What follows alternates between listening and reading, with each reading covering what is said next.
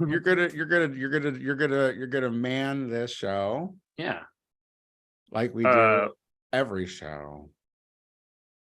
Just don't say anything. Oh, then there was that oh, sorry. No, what? The guy in New Mexico who was a Republican who started shooting. Oh my God. Listen. The chickens are coming home to roost. Hide your husbands. You know what I mean? Like lock up the tool sheds and hide your husbands, because the Republicans are coming for, like, if this is not opponents. Proof that they are aggressive assholes who want nothing but violence. I mean, I could talk about, because honestly, like, my other end game scenario in my head with George Santos is he kills 4 to 12 people on the fucking congressional floor in a mass shooting because he's that type of sociopath. But well, and that's the thing, like this Republican guy in New Mexico already, like, he had a rap sheet. Like, can anyone run for office? Like, maybe I should run for office. Should I run for office? You should run for office. Honestly, Duncan's looking for a candidate that can be his puppet for the San Francisco supervisors. So Duncan's puppet. Yeah, Duncan's puppet. He actually just texted me. Funny enough.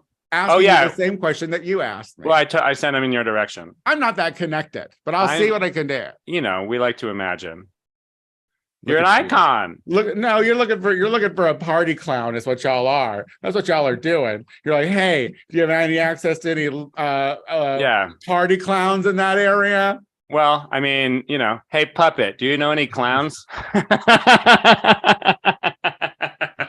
I don't know any drag queens there, but I can at least figure out a name of somebody. Yeah, I mean, he said he found a thing that's like rent a drag queen in Louisiana. Yeah. See, that's what you guys have been. That's what we are now. Reduced to. Look what Drag Race has done to us. Look what they have done to the average local gal. She has to. Well, you know, she has an agent who likes her more than him. That's just how it all works. And then in some places, there's a rent-a-queen. I want to know what those queens look like. Hi, YouTubes. We are back here again talking about random stuff. Talking about websites, your one-stop shop for all your bar mitzvahs needs. We've got magicians. We've got drag queens. We've got dreidels. We are here to provide a party for all. Are we covered under the same union? That's the question. Who would I be picketing with? Would I have to picket with magicians? I don't know that I feel comfortable with that. I don't know that I feel comfortable picketing with party clowns. I don't know that I agree with that. No, I got a good drag queen name for you. Aya Pickets. What? Aya Pickets. Like Ella Pickets. She pickets. It's like she's a mixed race queen. She's half Southern, half Mexican, and she's very left because she pickets. I'll work on it. Judy Pickets. I'll make it less Spanish. Oh my God. I was like, her tickets. Oh, I guess, yeah. She could be Sue Pickets. Oh, Sue Pickets. All right. Oh my God. Listen, don't be wasting this shit. This will never make the air. Oh, come on. It's already there. We're already on the YouTubes. Should we go ahead and start the show? Yep. Okay, I'm gonna give you like a 4, 3.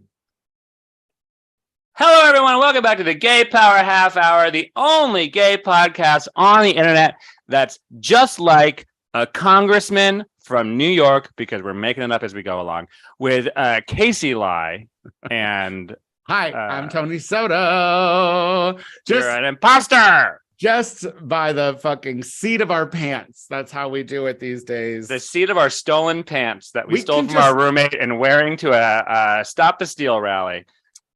Look,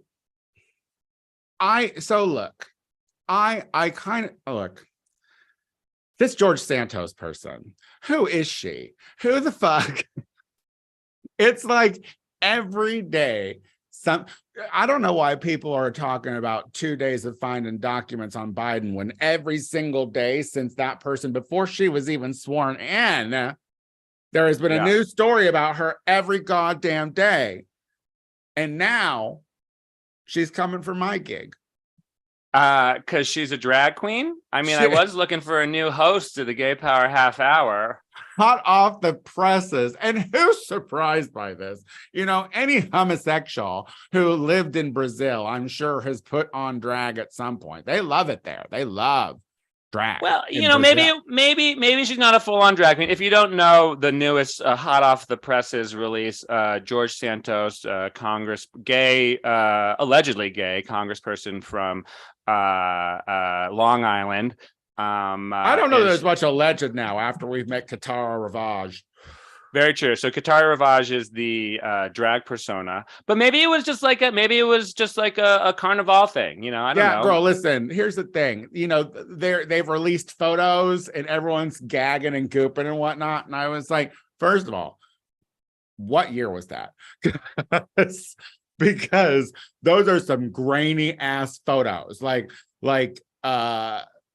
But also it does seem like, oh, well, we're doing carnival. Will you do me up? I don't know much, but the thing is she looks to have been photographed a few times with her name written in print underneath that photo. So yeah. To and me, I mean, gives working girl. And I don't want to say, you know, that drag queens are groomers. I don't want to say that because it's not true. Okay. It's a narrative put out by the right wing. And but I will say that when we realize that they're protesting too much, it's usually because the right, as we know, are usually the people fiddling the kids, grooming the kids, doing all the things. And so I don't want to say all drag queens are groomers. I would never say that. It's the Gay Power Half Hour. Mama, I am here for all of the anti homophobia movements, okay? Or anti-homophobia movements. But I will say, if there was going to be one drag queen that's a groomer, it's this lying sack of shit Republican who... And look, Republicans, now you have one. And the thing is like, you've had some, like there's a couple of like drag queens out there who are like far right drag queens, but you know, their platform is very small, and who gives a fuck, especially now that Trump's not in office anymore. No one fucking cares about them. But now you have one, and she's in the house. Literally, she's in the house. She's in your house. She's literally in the house. Yeah, she's not just reading to your kids. She's amending your bills. You know? I mean, drag queen story hour. How about drag queen making up a lot of stories for your life? They thought, the Republicans thought, they were like, ooh, we're getting a brown looking Jewish gay. Yeah. Ooh, we're going to be so progressive. And then it just comes out that it's like another Republican liar. Yeah. But this one literally with mental illness lies, like sociopathic, narcissistic lies. How can you just sit in the same fucking chamber as him, knowing that he is so fucking crazy that he'll fucking say anything? How can they sat him on committees, like stupid bullshit, like bread and breakfast fucking committees, but still, like, he's gonna fucking get information. Like Marjorie didn't even get committees. Committees in general, the people who have been put on committees. Well, yeah, but that's because he made a deal. Kevin McCarthy had to make a deal with the devil, and including various devils, to fucking become speaker. And now, the devils are coming home to roost. But with Santos, my concern is, like, when I was watching with glee, Kevin McCarthy lose vote after vote over the first 2 weeks of the year. George Santos, they would show him, and no one was sitting next to him, and there was just pictures of the way he looked. I'm not convinced that he will not kill 4 to 18 Congress people with a semi-automatic weapon one day, because he has real fucking killer vibes. And we've seen there is that New Mexico Republican candidate for Congress who just shot up a bunch of fucking Democratic houses of his opponents with people he hired. So, like, I'm not sure the vetting process is very strong on that side when it comes to fucking their candidates and then eventual Congress people. And also, I don't know if you keep up on the TikToks, but they are releasing all kinds of video now because during the civil unrest after George Floyd, they were saying that Antifa was like inciting violence, these mobs, and that were protests downtown, and it's coming out now that every fucking incident of arson or violence or breakage is due to a white face. Yeah. Yeah. We're George going to turn out George Santos was there too. Yeah. He's everywhere. He's she threw the first brick, girl. She's That's so been funny. And now you can smoke in Congress. Like part of me is like, whatever. That's actually kind of cool. Let him have a fucking cigar. I don't care. Here's my thing. What I'm kind of okay with is like the guy who the representative who is heading it up is like the longest sitting native out of Oklahoma. Okay. I think he's Republican though. So he's like, you got to smoke American spirits. But he likes cigars. You know what I mean? He's a fan of a cigar. And he's like, I want to be able to, but you could always still smoke in your offices if you were a smoker. Like, yeah, that's like, so I guess the rule was that you could always smoke in your offices. But before Nancy came in, you could also, I guess, just smoke along in the elevator. Hallways. Yeah. And Nancy was like, I could never. And she said, kibosh. But they never took away the smoking in your actual office. But now you can just smoke.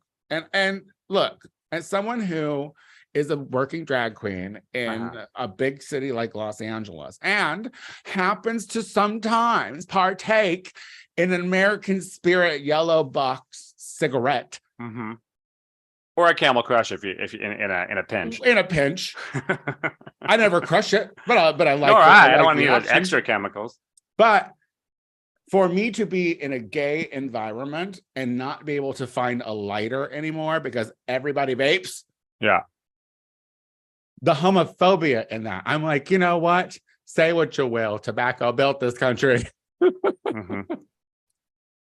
Yeah, I agree. There are worse things around, and you mean a gay environment like George Santos's office? I feel like I do miss there's a iconic bar here in San Francisco in Los Angeles, where am I, for years, Fault Line, when you could perform at Fault Line. They had like an indoor outdoor stage. It was fun to smoke on stage while working, so I get it. I'm okay. I'm okay with this change so far. If the Republicans keep moving in this fun direction, you know what? Maybe I'll be on board for some other things, but I have a feeling this is the last thing that we will agree on for the next 24 years. Look, I will tell you, because when I did that road trip east for Christmas, we partied in Oklahoma City. I like a place that you can stumble into and they allow smoking, because there's this place in Oklahoma City allowed cigarette smoking. And we, as fucking people from blue states, we felt like that was like a luxury, truthfully. It was like, oh my God, first of all, it was like -5 degrees or whatever outside. So like, I wouldn't want to have done it anyway, but they were like, nah, smoke if you got them. I'm like, America. Yeah, that's why. Places. That's what you're saying. People keep saying move to Oklahoma City. I say, maybe I will. I will. I don't know that you should ever listen to anyone who says that, because I only saw it in the dark of night during an Arctic tundra. However, I hear it's very gay. Like the bar that I was at, there are like 5 other gay bars within a block radius of that gay bar, which was also connected to a premier gay resort. Which sounds premier. Was not. Look, I always want to support queer owned places, and this was giving you queer, the staff was queer, but the rooms were not adequate for elitists. Got it. Like you and your friend Paul. I have notes. We moved to a second room because the first room was not adequate. By not adequate, like smelly, dirty. Like there was a visible stain on the bed. I sent pictures to the comment sections and you all weighed in with your hilarity. And it was also just one bed, and we're like, no, we gotta have, if I have to sit there and like listen to him snore until fucking 5 a.m. I need my own bed. I hear that. A non-stained bed. You know, if I had been in Oklahoma City, would have been hard for me not to have vaped inside instead of smoking. And then I would say, hey, look, everyone, I'm Timothy McVape. I don't know. First of all, I don't know if that would land there. That's a good one. That's a very that's I'm blowing this building up with my vape smoke. Anyway, I waited a long time. I waited about 2 minutes to get that in there. So I hope it worked, everybody out there. Speaking of violent actions, go on. in a flyover state, in a state I did drive through, actually, Kentucky. On my way up to Illinois. Shout out Bluegrass, baby. Shout out to our fans in Paducah. Paducah got a shot on my last show too, so they're living. But there's a story about a kid that went to a school in Kentucky. I'm not sure the town, but they were caught with a kill list. Okay.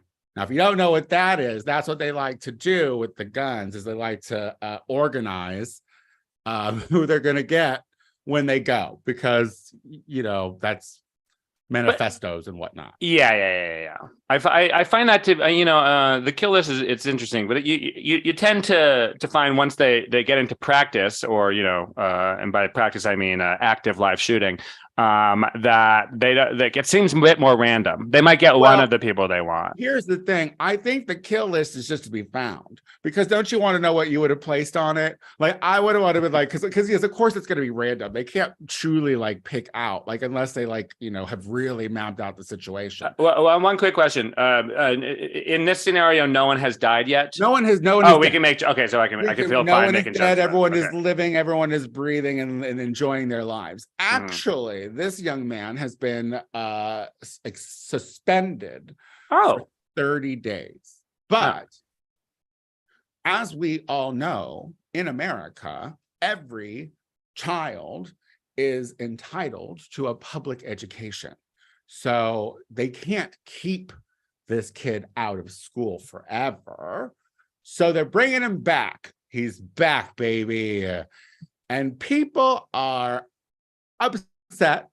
I agree. Why wouldn't you be upset? Like, especially if one of your kids was on the list. Now, I'm not sure if the list was divulged. I don't know who they know. But here's what I do know. This is a flyover place. This is Kentucky. This is God country. No offense. You know what Christians are raising? Assholes. Yeah, a lot of them. Christians just raise pricks. Repressed pricks. Yeah. And so here's my question. While this guy had this list during his 30-day expulsion, did we talk to the kids on the list? Because I'm not trying to victim blame here, but I'm trying to see, well, why were they so interested in you, number two? Oh, wow. Yeah.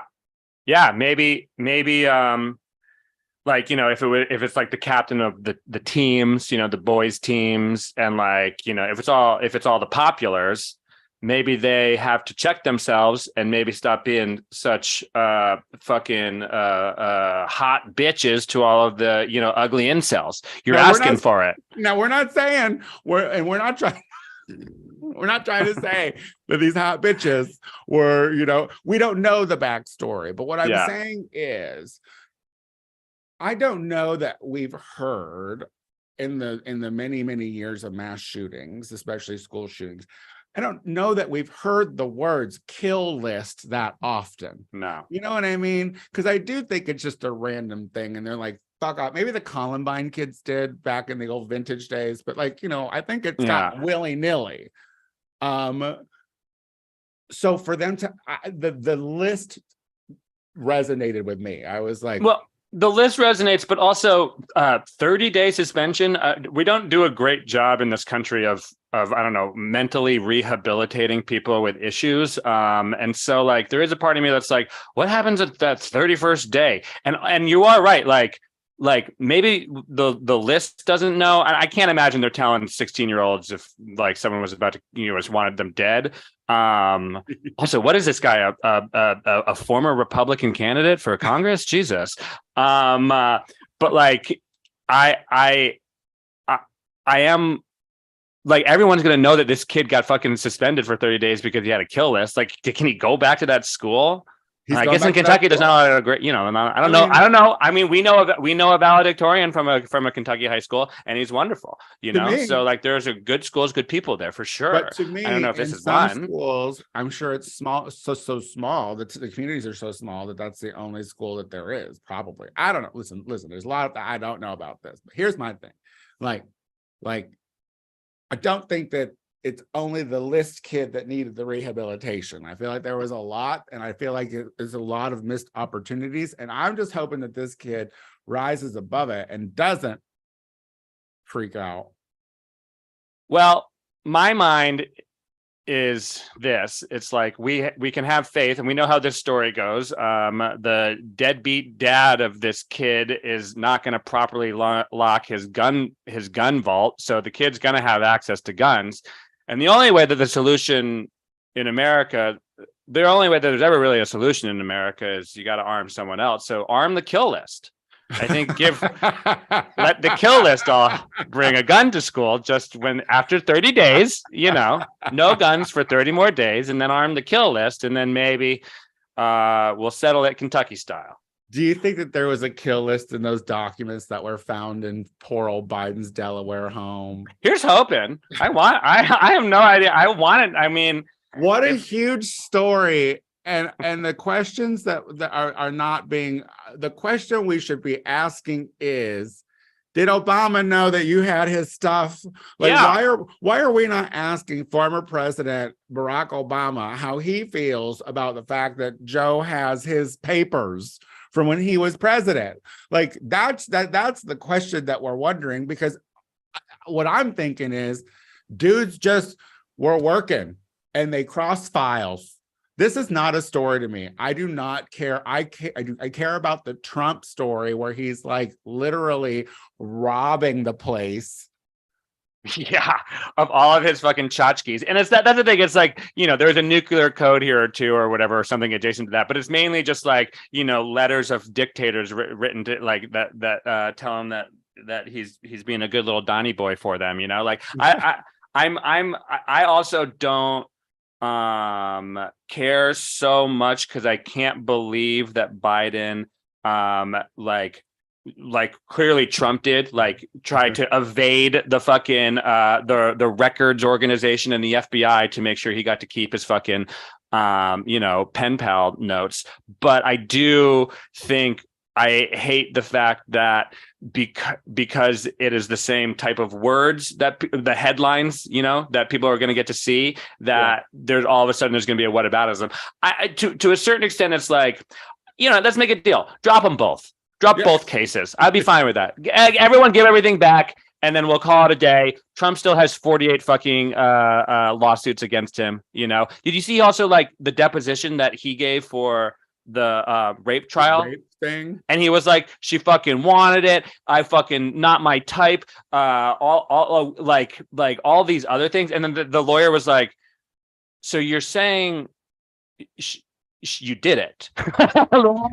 he was like, he wanted it, she liked it, like she says she liked the kind of stuff, and the lawyer was like, so you're saying you did it? And whatever. I mean, but what will happen? You know what I mean? That's the question of what and honestly, like when it comes to these fucking papers, this is one of those, like, what are you distracting us from? Like, what is happening that we're not paying attention to because this is such a non-thing? thing. Well, I don't fully agree that's a non-thing because it has this fucking equivalence of something that is a thing, the Trump thing. And I don't think it will be. I think the thing that I hate about it is how much of a fucking distraction it will be. You're right. To 300 or whatever that they got with Trump. Like, listen, like documents that they turned over. And here's the thing: I'm insulted by the news media being like, they've had this since November, which was before the midterms. Did America have the right? Absolutely not. Yeah. No, we needed every fucking bit of liberal fucking support during that fucking time that we could not fucking let that story crack. So I do not sit here and be like, no, I don't need a bunch of idiot mouth breathers to have known that ahead of time. No. Yeah. It was very much like that time, 2016, where they reopened the case into Hillary's email because of Anthony Weiner's fucking issue, and then that gave enough people reason to not vote for Hillary. You are right. I'm happy it didn't come out beforehand. I also don't think it will be the defining issue. If it's big enough to be the issue, maybe it pushes Joe aside. Maybe that's an interesting outcome where there's actually a reason for him to step down, other than his increasing fragility, senility. But I don't know. I mean, at this point, the thing that sucks the most about it from our side is that the Biden administration is not messaging it well. Well, my thing is like, look, I'm listening to the Spare. Oh, you are. You got it.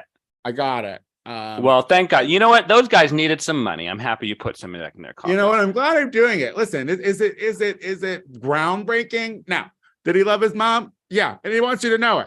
Yeah. But it's a good book, and his voice is delightful. Love it. It's one of those things where it's like, don't say nothing. That's what the Royals have done. Like their whole, and so I'm like. Don't say nothing. It's none of your fucking business. At this point, it's with the DOJ anyway. You're not going to fucking find anything out anyway. So why does he have to say something? Why, look, shut up. But that's not the way the Republicans are, speaking of these committees we were talking about earlier, when your oversight committee has Lauren Boebert on it and your judicial committee has Matt Gaetz on it, that you're going to have a lot of fucking people talking about it. So if you're not talking back about it with a clear pushback and a message, you are going to let it's like Matt Gaetz and Lauren Boebert are a walking gender reveal party. A lot of stuff is going to get burned down because of them. He's on the Judiciary Committee. Oh, yeah. This is so. Listen. We do have a reason to be a little afraid. Yeah, no. I agree. That these all of the optimism, morons. These I know all of the optimism after 2020, which was real, the midterms in the end, and we been talking about how things are like it almost we almost kind of forgot how fucking insane these people are for a minute. I'm glad that we still have the Senate and we have a veto. So the thing is, we can still be optimistic, but the thing though, the amount of time that they are going to waste with ridiculous shit until the next election is going to be asinine to trying to get anything done whatsoever. It does take you back though to remember 8 years of Barack Obama, not a single special counsel, not a single fucking major scandal. Not like it is hard. It is hard. The tan suit, when the tan suit was the thing that gets people into their tizzies, that frostbites their nodger or whatever, whatever happened to Harry. Obama had his faults, but he ran a tight ship, and I was Todger. Is that Todger? That's what I'm sorry. He's frostbitten Todger. I just read that chapter. He talked about going to the North Pole and getting frostbite on his penis. Well, don't go to the North Pole. It's freezing up there. Apparently, in the North Pole, you have to do your best not to sweat, because the moment you sweat, then it freezes immediately, and then you get the frostbite on your pee-pee. Well, on your King Richard, if you will. I can go to the North Pole, but don't Prince put me Albert. in a scenario where I have to talk to anyone slightly above the social ladder than me, because the sweating will commence. You know what I'm like. Oh, you would die in the North Pole. I would have a lot of Frozen Todgers. You could not be there. But yes, so I'm listening. I'm listening to the book. And it's not a bad book. It's not a bad book. I mean, we're just now getting to like well, he's not even gotten to the Meghan Markle stuff yet. Got it. But it is a 15-hour book, and it's like King. But I'm into it. Like I'm here for you. I've been reading all of the leaks and the stories around it. So I feel cracked, like I don't. Oh, she's cracked for sure. She's cracked. But the thing is, like, she's open about it. She's that. This is a book from someone who has had a lot of therapy. Yeah. And it can be seen. I'll say this. I think my one issue is like it feels like I think maybe I know I understand striking while the iron is hot, but like I also feel like, we've all had friends who's gone through a lot of therapy, have been on that journey, and the beginning of the journey is not the best time to be publishing all the reports. How long he's been on that journey? I mean, I feel like he's like since Meghan Markle, but it does feel, and I know I'm just kidding. But the point is like he is like it does feel a little bit like it feels a little bit like he's gonna. It feels a little bit like he's gonna be like, maybe I shouldn't have called my brother a bald, ugly asshole. Like various things. I know, but he did. And honestly, this is the thing too. It's like this is like one of those situations where it's like, oh God, the media will go crazy. Because like it's a blip in the book. He was just like, and my unfortunately balding brother. It didn't even come, but he narrated. But he said it on Cooper. He said it on Anderson Cooper on 60 Minutes. Cooper made him read it.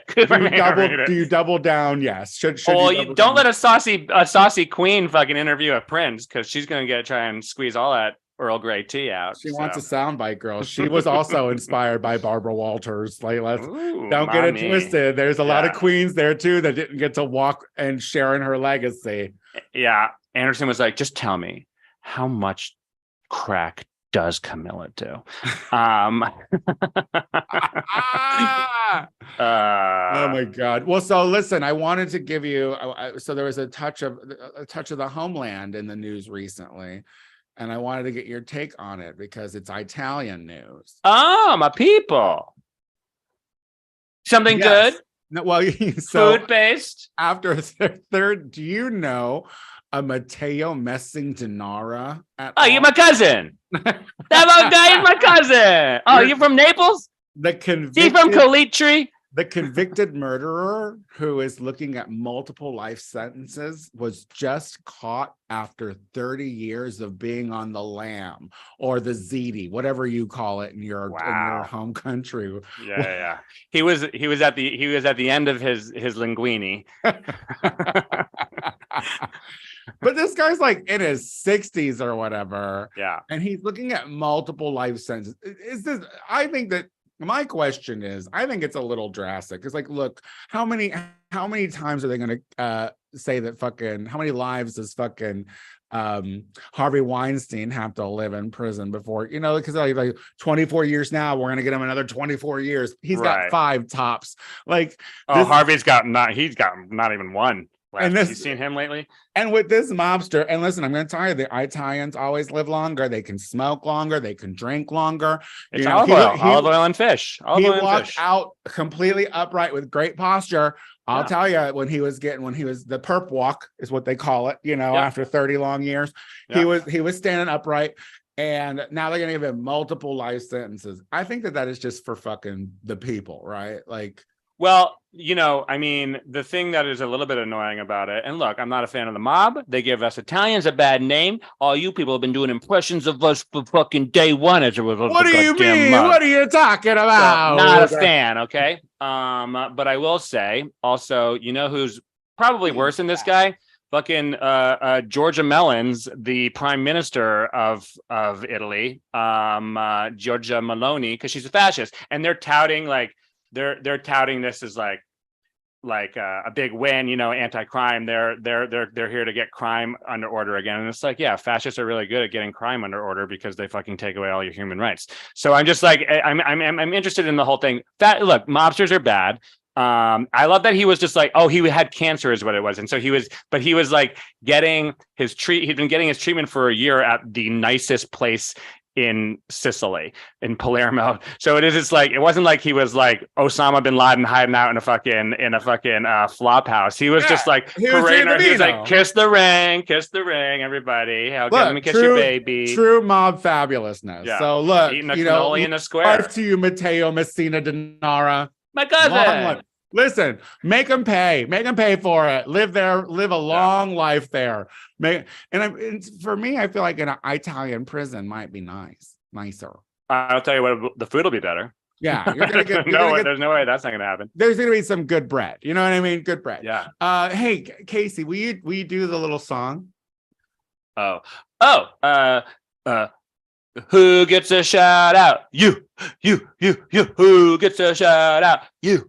Who? That's right. That's right. You do, Queen. That's right. We have a shout out to someone who left a nice little comment on our iTunes page, which you can also do. This is Na with 4 A's and then 4 2's. They said, I've listened to every episode. Wow. Hilarious and substantive reflections of the zeitgeist. Love both Casey and Tony. Bravo, Natu. You are right in your words. Yeah, you're not number one, although the word is zeitgeist, but you're number one. And I love. What did I say? Like, you don't worry about it. It's fine. How dare you? You pronounced all the vowels like it was an Italian word and not a German word. I don't need you to red pen me, you son of a bitch. Well, we've come to the end of the show. So Casey, why don't you tell us what you're doing? My schedule is a little further up in the air for a reason I don't need to talk about right now. But I think you can see me at the Cobb's Comedy Club on January 28th in San Francisco, and the Punchline on Sunday the 29th, and a couple of other places, I believe. But for sure, check in next week to make sure that's happening. On Instagram, you can find me Casey Ley. Tony, how about you? Oh my goodness. Well, first of all, be like Natu and go to our iTunes page and subscribe to the show, rate the show, leave a comment about the show. It does help. I'm here every Wednesday in West Hollywood, doing Battle Babies. The show's at 10 p.m. Come out, 6 performers every week. Come out and just, work it for, accolades and a possible $5,000 prize at the end of the fucking year. So 5,000. 5,000. We're moving on up. It started at 2, moving up to 5. I am the Tony Soto Show on Instagram and TikTok. And if you want to follow my drag shit, it is Tony Soto Productions on Instagram. We'll be back again next week with more of this fun faggotry. Goodbye.